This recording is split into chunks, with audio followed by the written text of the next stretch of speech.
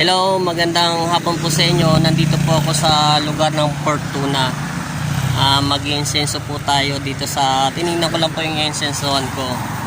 Matagal na po kasi nila yata itong pinaupa. Nagkaso wala po ng upa. Meron daw po kasi yung minsan ng upa kukuha.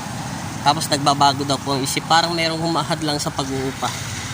Ito po yung insensohan natin. Pagpapalas ng body spirit. Pero may nakita po akong body spirit dyan. Yan po, ginamit din ako po ng insenso pampataboy ng masamang espiritu. Para po maupahan, sayang naman po, matagal na po ito hindi naupahan eh. At sino man tao, kailangan po ng pera. Dito pong ito, may nakita po akong patay diyang babae. Matagal na po siyang patay. Kaso hindi ko lang alam po anong kinamatayan niya. Nakita ko lang siya na basag-basag ang kanyang mukha. Sinaunang tao pa. Pero mahirap paniwalaan, pero totoo po yun. Ito po yung ginamit namin insenso pantaboy para makakit na siya sa langit. Dito naman po may patay. Yan, pagdating po rito may mga malalaking puno. Ayan, kabila po bahay, wala pong bakante. Tapos dito po bakante. Gusto po paupahan to. Ang ginawa ko po na namin, humingi po ko ng tulong sa Panginoon Kristo paano po itaboy mga masasamang espiritu. Para po kasi sayang naman sayang po yung lugar. Gusto po may mga upahan dito para gawin talyer, etc. o grocery man. Sayang po yung panahon kasi napabayaan na po ng may-ari.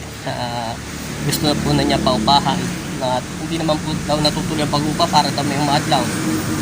Pag may nagtatanong daw, magpunta na sila sa abogado para nagbabago daw ang isip o para daw may umaadlang. Kaya napanood lang nila naman ako sa YouTube sinubukan nila ang ipasenso kasi marami naman sila pinagtatanong. Pero sana po tulungan ako ng Panginoon Kristo na itaboy ito at pakayatin na. Doon naman po banda may nakita po ako doon mga panahon natin para sila mga pulis, pero may mga hawak po silang sundang, mga itak po yun na mga parang katapin na oro, yung mga tao po na may mahawak na mga itak at nakikipaglaban sa mga Kastila o anumang lahi. Yan po yan yan, nakikita nyo po yan. Kung may marinig kayo sa video bigla may sumabat na boses dyan, ibig sabihin may tao po talaga nakatira dito. Minsan nakukuha po yan. Paulit-ulit ko po namin sinasabi yan. Yung mga nanonood ko dyan sa YouTuber, shoutout po sa inyo lahat. At kita nyo po yan ang dami-dami po yan nakikita nyo po yan. Napakarami pong nakatirang body spirit yan. Matagal na po nilang hindi po yan pinapaupahan po. Yan, insensuhan ko po yan. Tatapusin po yan ng subscribe to my channel and also press this bell para icon mapaupahan na po, para tuloy-tuloy na po sa inyong lupa. At yung may pala dyan paulit-ulit kasi nasabi, ang gabay po ang Panginoong Kristo. Ang paggagamot po sa espiritual ng Panginoong Kristo ay malaki pong bagay at nakakatakot po talaga.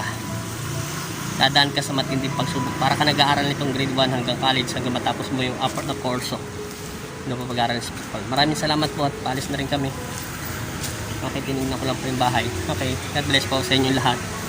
Thank you.